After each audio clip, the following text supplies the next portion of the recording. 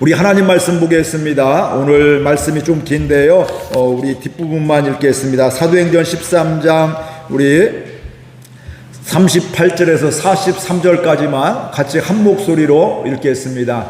사도행전 13장 38절에서 43절까지 같이 읽겠습니다. 시작. 그러므로 형제들아 너희가 알 것은 이 사람을 힘입어 죄사함을 너희에게 전하는 이것이며 또 모세의 율법으로 너희가 의롭다 하심을 얻지 못하던 모든 일에도 이 사람을 힘입어 믿는 자마다 의롭다 하심을 얻은 이것이라.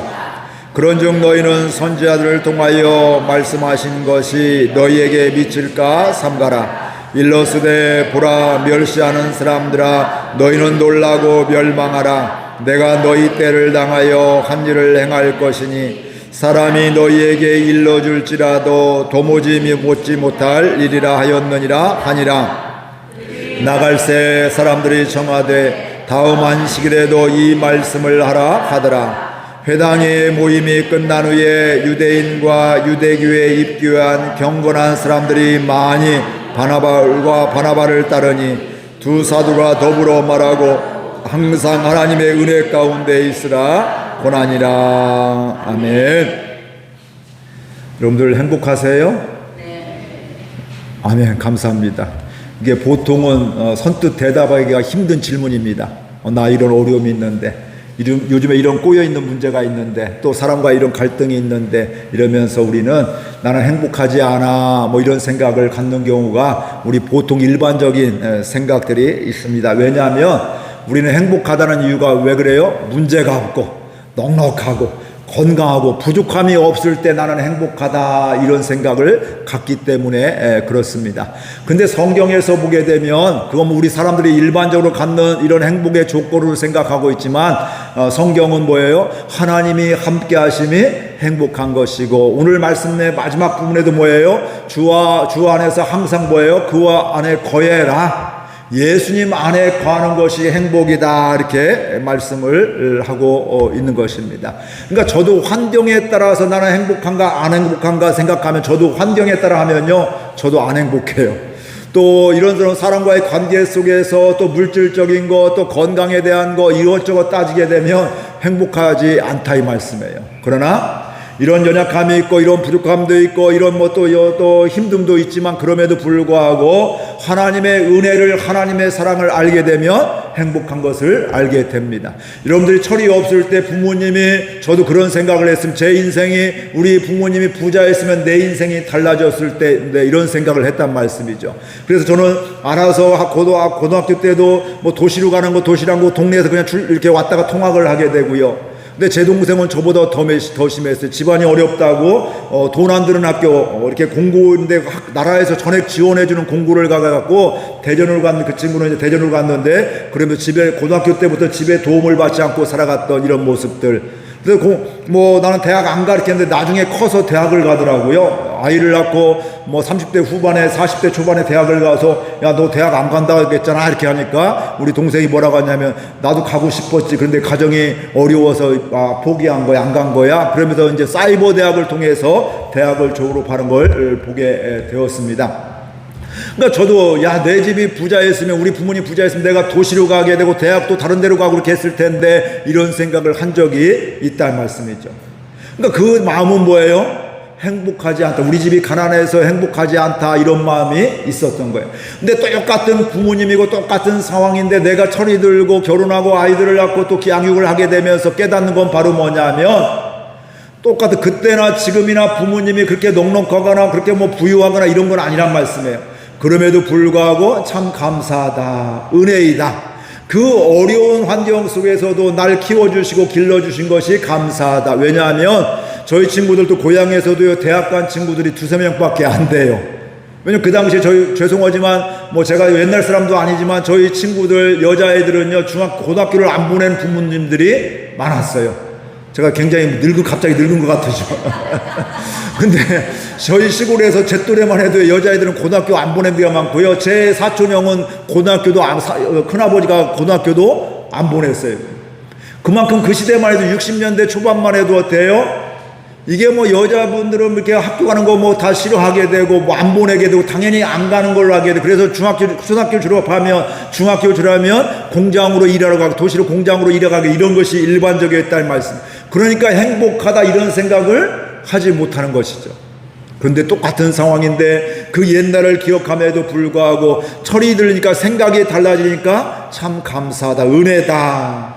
다른 사람들은 포기하고 그냥 모른다고 하는데 너 열심히만 하면 내가 다 가르치겠다고 하면서 가르치기도 하고 양육하는 모습을 보게 되면서 참 감사합니다. 이런 고백을 하게 되는 것입니다. 행복도 마찬가지예요.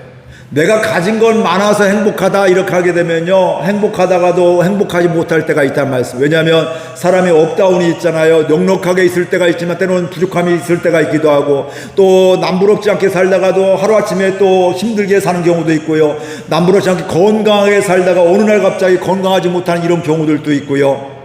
뭐 이런 경우들이 얼마나 많아요. 그러면 보여지는 환경에 의하면 이때는 행복한데 이때는 불행하게 되고 행복하지 않다 생각하게 되는데 신기한 건 이런 상황 속에서도요 하나님께 감사하며 행복의 고백을 하는 사람들이 있습니다. 사고가 났는데 다쳤는데 나 오른손잡이인데 오른팔이 다치지 않아서 감사하게 되고 이런 고백들을 하게 된단 말씀이에요. 또 다리가 아니어서 저도 목발을 몇 번 집어봤는데 얼마나 불편한지 모릅니다. 굉장히 불편해요. 또 저는 군대에서 첫 번째 그런 목발을 한번 짚었는데요. 그 좌변기가 없었어요. 화장실이에요. 그러니까 얼마나 힘든지 몰라요. 앉아있는 그 좌변기가 없으니까 바닥이 쪼그려서 목발 다리 한쪽은 괜찮아 한쪽은 힘이 없는데 이게 쪼그려서 얼마나 힘든지 굉장히 불편하고 힘든 이런 상황임에도 불구하고요. 그럼에도 불구하고 은혜 받은 그럼에도 불구하고 뭐예요? 양쪽 다 다리 안 다친 게 감사하게 되고 양쪽 다 다리면 남이 아무튼 젊었을 때 남이 수발을 해야 되는데 이거 얼마나 부끄럽고 또 얼마나 힘들어요. 그러니 그것도 감사하게 되고 그러니까 하나하나 보면은 불편한 건 사실이지만 힘든 건 사실이지만 그럼에도 불구하고 하나님의 사랑 때문에 부모님의 은혜 때문에 또 하나님이 이곳에 불러주셨음에 우리는 감사하게 되어 있는 것입니다.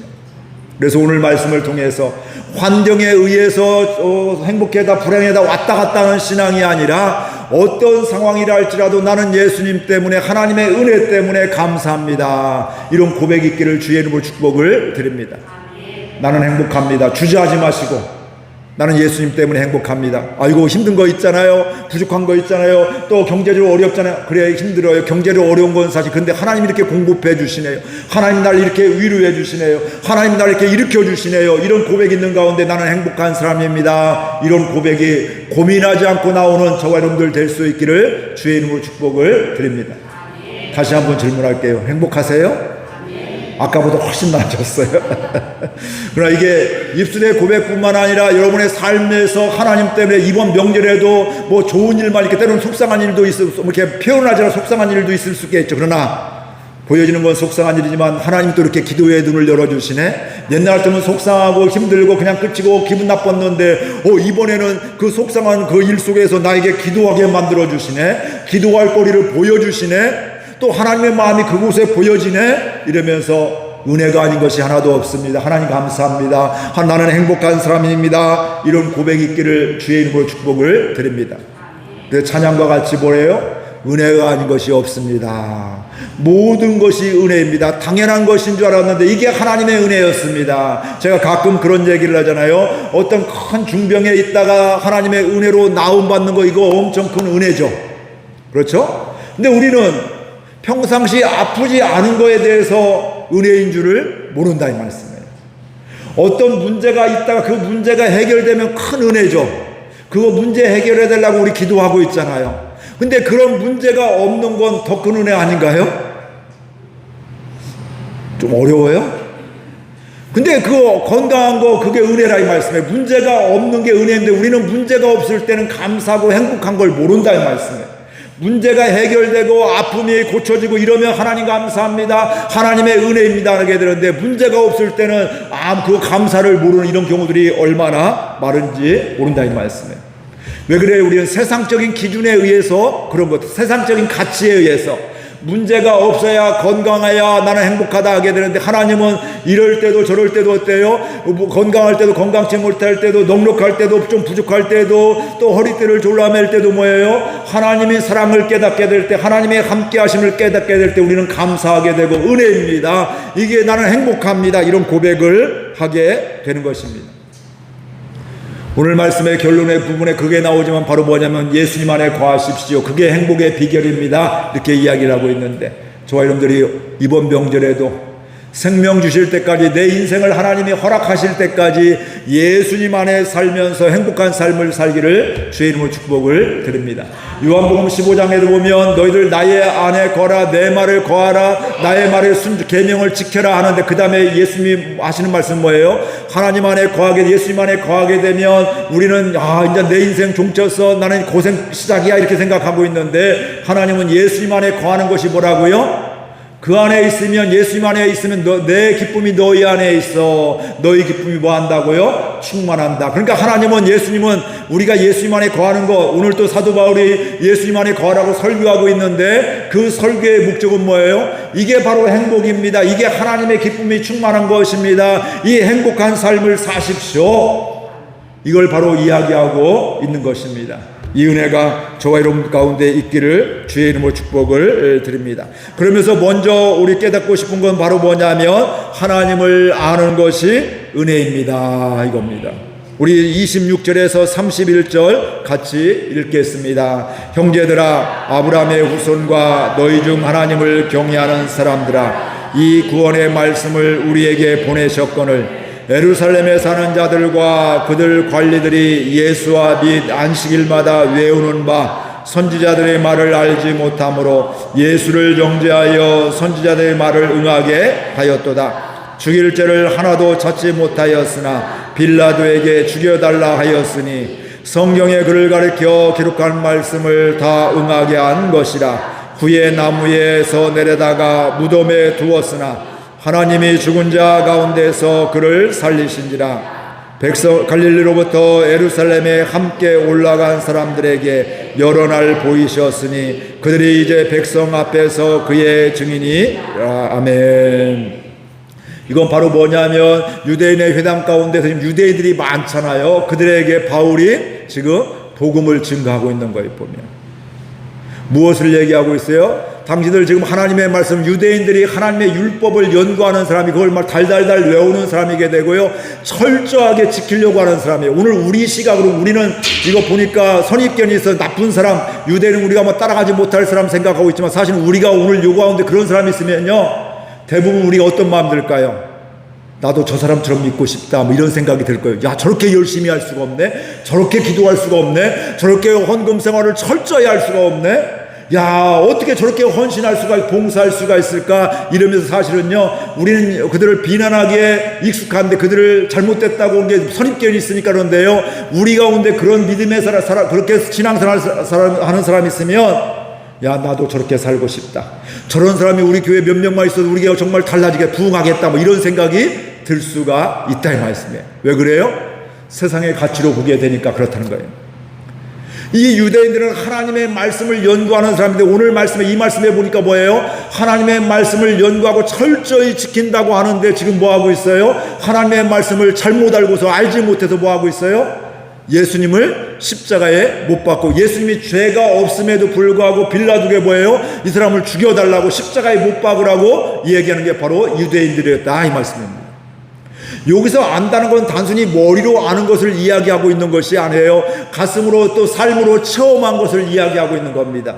예를 들면 이런 것이죠. 예수 믿으면 좋대, 이거 하고, 예수 믿으니까 정말 좋아, 다르죠. 야, 충만교회 좋다고 하더라, 이거 하고, 야, 충만교회에서 내가 신앙에서 너무너무 좋아, 하나님이 이곳에 날 사랑하셔서 보내주셨어, 이 고백하고 차이가 있죠. 하나님이 어떻게 하다가 나를 이곳에 보내주셔서 나를 이렇게 힘들게 하시고, 이런 고백하고 이런 마음하고요, 야, 하나님은 정말 기가 막힌 분이시냐, 그래 나를 이곳에 보내셔서 나를 이렇게 은혜 주시고, 또 하나님 만나게 해주시고, 또 하나님을 깨닫게 하는 가운데 이런 기쁨이 있어, 이런 행복이 있어, 이곳에 보내신 것은 하나님의 신의 한 수야, 이런 고백을 하는 사람하고 차이가 있다, 이 말씀이에요. 여러분은 어떤 고백을 하고 계십니까? 저도 마찬가지예요. 야, 하나님이 어찌하다가 이곳에 날 보내주셔서 이런 고백하고, 야, 하나님은 정말 기가 막힌 분이시야. 그럼 어떻게 될까요? 하나님이 행하실 일을 기대하게 돼 있는 거예요. 보여지는 환경이 있고 상황이 있지만, 그러나 그걸 초월하는 하나님의 능력이 있거든요. 하나님은 환경을 초월하시거든요. 제가 얼마 전에 보니까요, 어제도 이렇게 유튜브에서 보니까 우리 감리교 후배 목사님 사모님이 쓴 유튜브 쇼츠가 있는데, 몇만 명인가 아무튼 뭐 엄청나게 보니까, 저는 몇 명 없거든요, 보면요. 친구들이. 근데 그분은 이제 30대 초반인데요, 몇만 명이에요. 그러니까 보니까 저도 어제 봤는데 몇만 명이 그걸 본 거예요, 보면요. 근데 가만히 보니까 저희 고향에 그 옆 동네, 저는 장안면이고 옆 동네 귀안면인데, 부여 백제대교 지나면 그 동네인데, 그 동네 시골에서 30몇 년 동안 교인이 한두 명, 몇 명이 없고, 이 전사님 부임할 때만 해도 한 명이 있었는데, 권사님 한 명이 기도했대요. 몇 년 동안, 2, 3년 동안 기도하고 있는데, 어느 날 한 분이 와서 어떤 권사님 외부에서 와서 기도했는데, 이분이 그렇게 마음이 아프더라는 거예요. 야, 이 넓은 교회에 전사님하고 저 권사님 한 분, 두 분이 예배드리는데 하나님 얼마나 아파하실까. 이게 그냥 하나님 주신 마음이죠. 근데 그 1년 동안 그 한 권사님, 왔던 권사님이에요. 그 원래 있던 권사님, 왔던 권사님 12명을 전도했대, 그 시골에요. 20년, 30년 동안 새 가족이 없었는데, 그냥 한 명, 두 명 예배 드렸는데, 그러니까 결혼하기 전이라서 사모님도 없을 때 이때는요. 근데 그런 가운데 그렇게 하나님이 한 사람을 보내주셔서 기도하게 해주시고, 그 교회를 향한 마음을 품게 해주시고, 1년 동안 12명 교회 전도하게 되고, 그래서 몇 년 지난 지금은, 3, 4년 지난 지금은 거의 50여 명 모인다고 그렇게 하게 되고, 시골에 사람도 없어요. 어르신들밖에. 저도 보니까 아마 그 영상에 보니까 주로 막 허리 멀어지고 그렇게 잘 걷는 게 불안한 분들도 몇 분 계시게 되고요. 그러니까 하나님이 하시는 것 때문에 지금 지난 몇 년 또 몇십 년 동안 여기는 시골이고 올 사람도 없게 되고 다 어르신들이게 되고 이런데요, 하나님이 한 사람을 통해서 역사하시게 되니까 그 교회가 그렇게 되어진다 이 말씀. 그러니까 초대교회의 역사가 옛날의 역사가 아니라 지금도 하나님이 기뻐하시고 하나님이 함께 하시면 얼마든지 된다 이 말씀이죠. 그러니까 그 교회에 비하면 우리 교회는 훨씬 엄청 크잖아요. 보면 몇십 배 크잖아요, 그 교회에 비하면. 그러니까 앞으로도 우리가 하나님의 마음을 품고 그 권사님의 임했던 교회를 사랑하는 마음, 성전을 사랑하는 마음, 영혼을 사랑하는 마음을 하나님은 우리에게 한 명에게 부어주시면, 그 한 명이 또 여러 명에게 부어주시면 하나님이 어떻게 일하실지 모르신다 이 말씀입니다.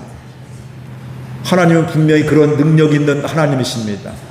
우리의 38년, 39년의 경험보다 더 중요한 것은 하나님의 능력은 무한하시다는 거예요. 근데 우리는 뭘 의지해요?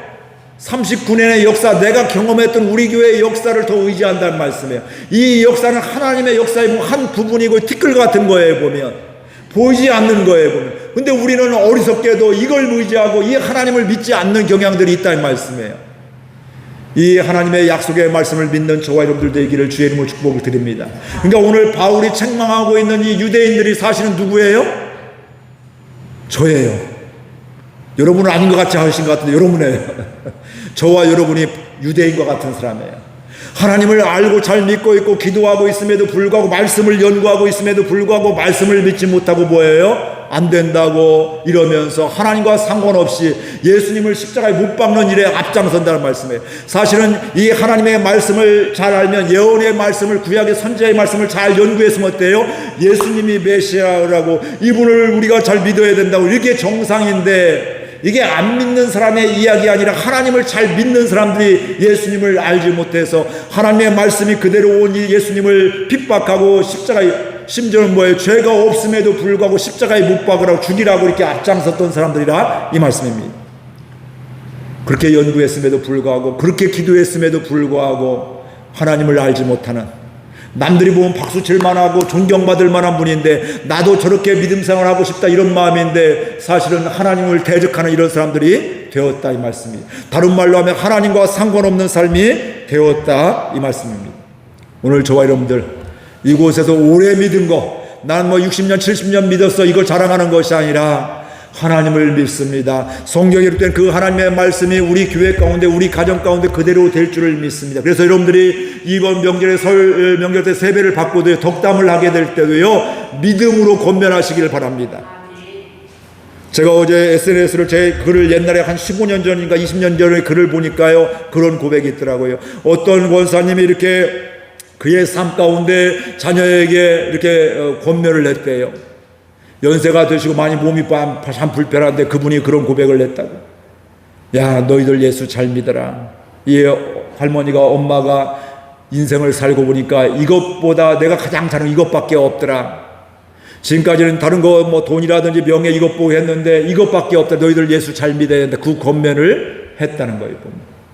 근데 그게 남들이 제가 뭐 하락해서, 목회자가 하락해서 한 것이 그 삶 가운데, 마음 가운데 있으니까, 그게 가슴으로 하나님을 아는 믿음이 있으니까 어때요? 그걸 이야기할 수밖에 없는 거예요. 저도 어제 우리 아이들한테 세배 받았거든요. 그러면 제가 뭐 한 줄 알아요? 이건 뭐 건강이라 이것도 했지만 가장 중요한 건 저는 하나님의 사랑을 하나님의 사랑 많이 받아라 했고, 제 아내는 예수 잘 믿어야 된다고. 그게 똑같은 얘기지만, 저는 교인들 하나님 사랑 많이 받으세요 이런 거, 그 사랑을 받으면요, 그 사랑을 알게 되면 그 가운데 넉넉함이 있거든요. 믿음으로 살게 되거든요.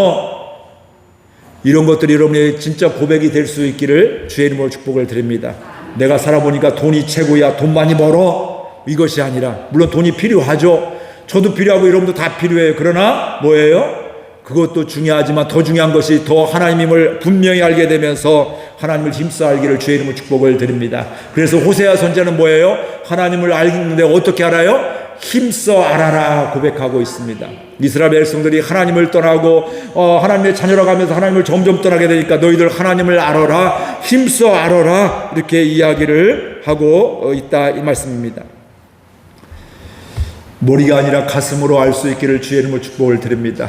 우리 교회를 바라보면서, 여러분의 자손들을 바라보면서도 하나님을 바라보면서 하나님을 머리가 아니라 가슴으로 알게 되면서 그 가슴에 있는 것을 내놓을 수 있는, 그대로 믿음. 남들이 볼 때는 박수 쳐준다 할지라도 내가 지금 하나님의 사랑 안에 멀어졌구나, 내 욕심, 세상적인 욕심 따라가고 있구나 하면서 깨닫게 되면서 하나님께 돌아오는 저와 여러분들 될 수 있기를 주의 이름으로 축복을 드립니다. 그러니까 뭘까요? 하나님을 알면 알수록 행복한 삶을 살게 되었어요. 이게 은혜였네.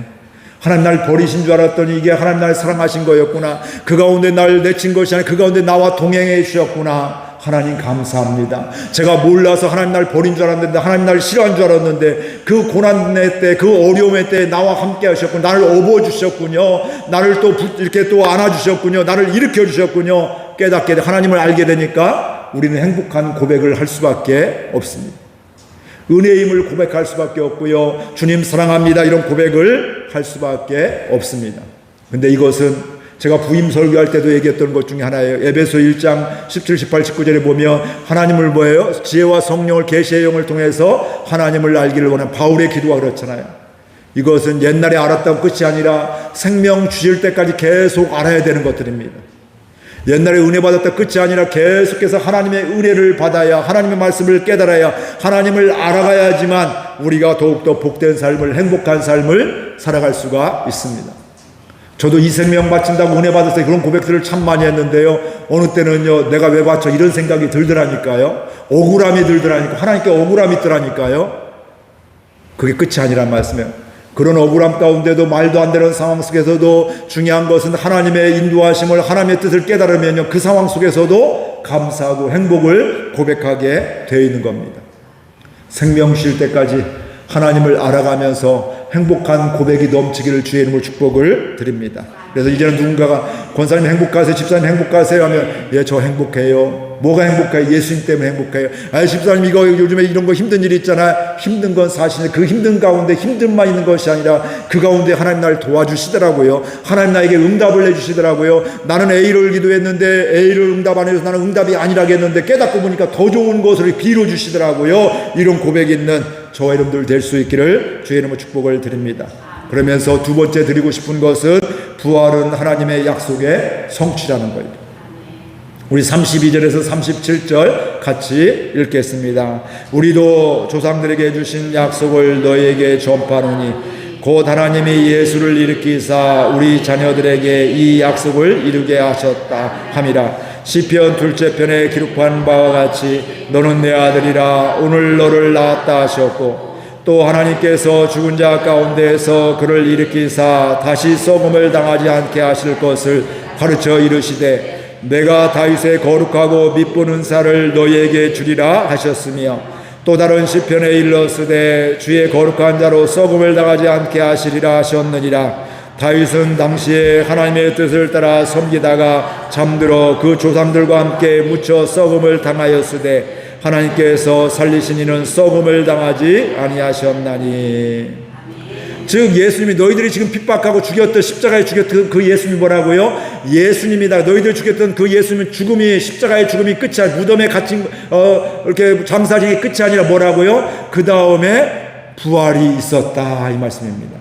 근데 그 부활은 그냥 갑자기 뜬구름없이 갑자기 나타난 것이 아니라 예언자를 통해서 계속해서 하나님께서 약속하신 그 약속의 말씀이 하나님의 말씀이 이루어진 것이다 이렇게 말씀을 하고 있습니다. 그러면서 이 이스라엘 백성의 다윗 왕의 그들에게 존경받는 사람이었는데 배우고 싶은 사람이었는데 저희도 다윗과 같은 삶을 소망하고 제가 성경에 좋아하는 인물이 요셉도 있고요. 다윗과 같은 삶을 살기를 원한다. 다니엘과 같은 삶을 살기를 원하는데 그래서 제가 기도할 때 이 세 사람 얘기를 기도를 많이 하거든 보면 축복 기도할 때도 마찬가지고 그런 마음에 이스라엘 백성이 다윗에 대한 성군 그래서 하나님의 기준이 오직하면 괜찮은 왕은 누구의 기준이? 다윗 왕과 같아서 하나님을 따랐다 하고 또 엉터리 같은 왕들 하나님을 대적하면 뭐예요? 다윗의 길을 따르지 않고 여로보암의 길을 따랐다. 다윗의 길을 따르지 않게 악한 왕이고요. 다윗의 길을 따르면 좋은 왕인데 하나님이 기뻐하시는 왕이게 되는 즉 뭐예요? 하나님의 기준점이 되었던 왕이었다 이 말씀이에요. 근데 그렇게 사람들이 존경하고 저도 따라가기를 원하는 사람이지만 그는 뭐가 있어요? 한계가 있다는 거예요. 죽음이 끝이었다는 거예요.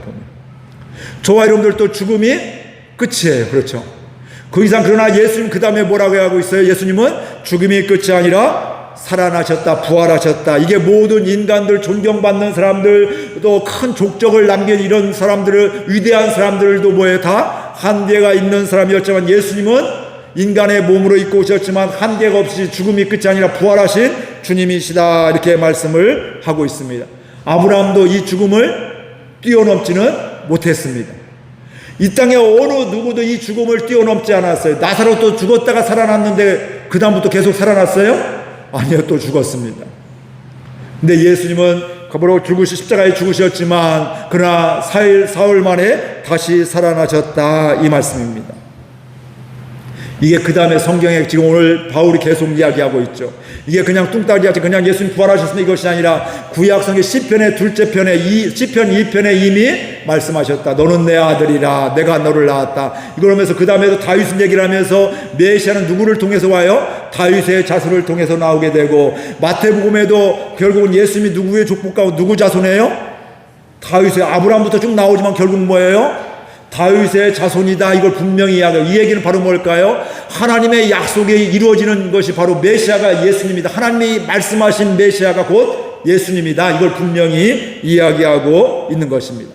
그리고 땅속에서 그의 무덤이 끝이 아니라 다시 살아나게 해 주셨다. 이게 바로 성경에 기록된 말씀임을 이야기하고 있습니다. 시편 16편 10절인데요. 이는 주께서 내 영혼을 스울에 버리지 아니 무덤에 버리지 아니하시며 주의 거룩한 자를 멸망시키지 않으실 것임이니이다. 이 말씀 그대로 죽음이 끝이 아니라 그곳이 멸망의 때가 아니라 그곳을 통해서 새로운 역사가 부활의 역사가 예수님을 통해서 일어나게 되었다. 그리고 이사야 55장 3절을 아까도 말씀 거기에 나오고 있는데 너희는 귀를 기울이고 내게로 나와 들으라. 그리하면 너희의 영혼이 살리라. 내가 너희를 위하여 영원한 언약을 맺으리니 곧 다윗에게 허락한 확실한 은혜이니라. 이게 바로 뭐예요? 예수님이다 이야기를 하고 있는 겁니다.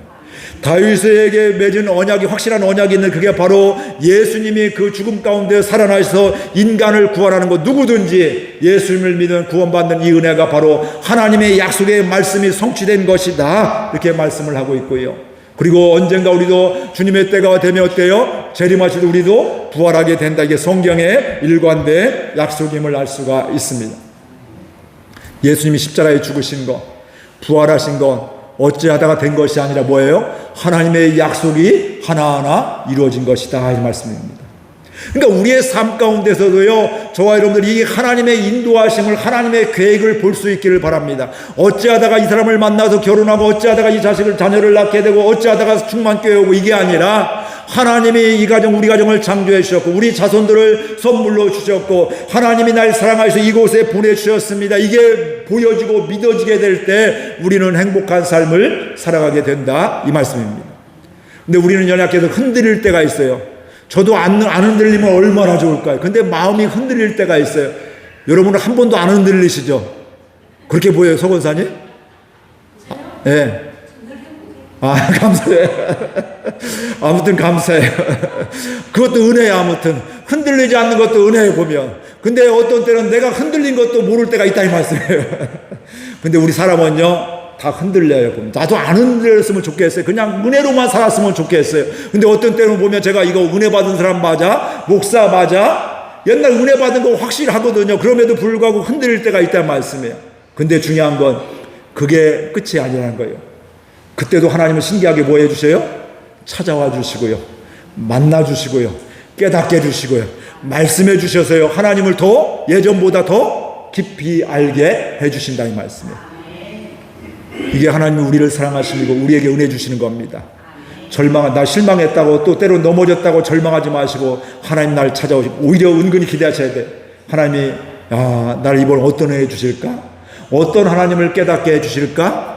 신기하게 그런 일들을 통해서요 더 깨닫게 되더라, 이 말씀이에요. 저는 요즘에 제가 깨닫는 게 뭐냐면 하나님을 기대는 거에 대한 깨달음을 잊겠습니다. 하나님을 의지하는 거 그냥 막연했는데 기대했는데 어떻게 돼요? 정말 기대면 어떻게 돼요? 여기서 피하면 쓰러질 수밖에 없어요. 근데 우리는 기댈 때 어떻게 기대요? 한쪽 발에 힘을 주고 있잖아요. 이거 쓰러진다 할지라도 안 쓰러지려고. 그러니까 하나님을 믿는다고 의지한다고 하면서도 어때? 내 힘이 들어간 거예요. 내 생각이 들어가서 그래 하나님이 실수할 때 나를 도와주지 않아도 그래 나는 버텨야지 이러면서 이제 내 힘으로 내가 이겼어 이렇게 하는 것들이죠. 이런 걸 요즘에 많이 깨닫습니다. 내가 온전히 넘어진다 할지라도 내가 하나님께 온전히 기대해서 힘 빼고서 하나님이 또 이렇게 피하시면 내가 그냥 쓰러진다 할지라도 하나님 앞에 온전히 기대야겠다, 이런 마음들이 요즘에 있습니다.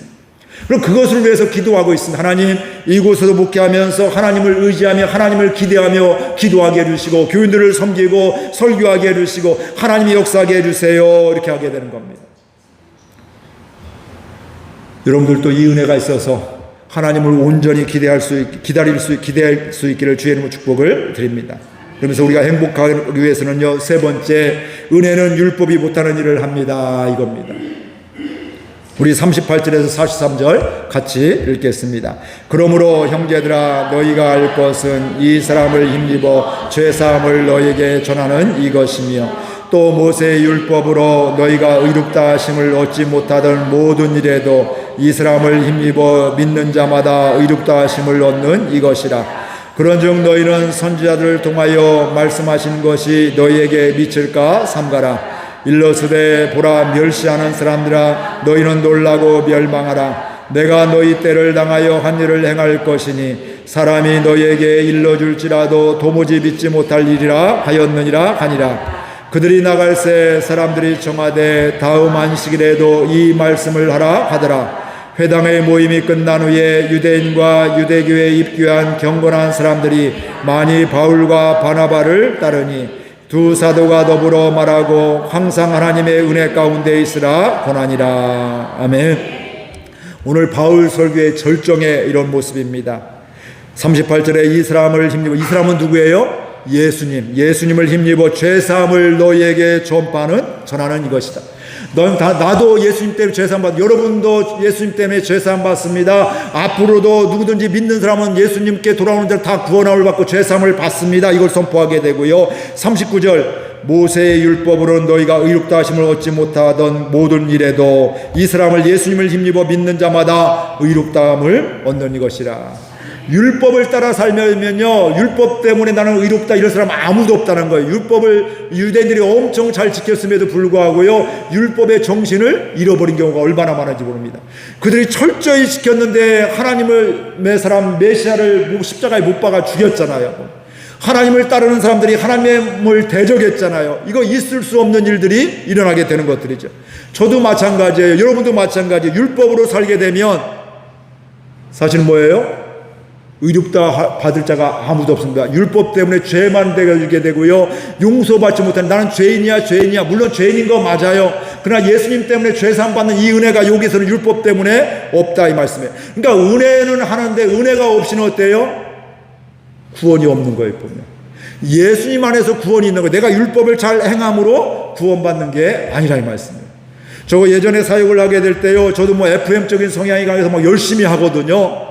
그러니까 제가 다른 사역자들에게 교인들한테 얘기할 사역자는 이렇게 하십시오, 사역을 이렇게 하십시오 하는데요, 마이동풍이 많이 되더라고요. 요즘에 깨달았습니다.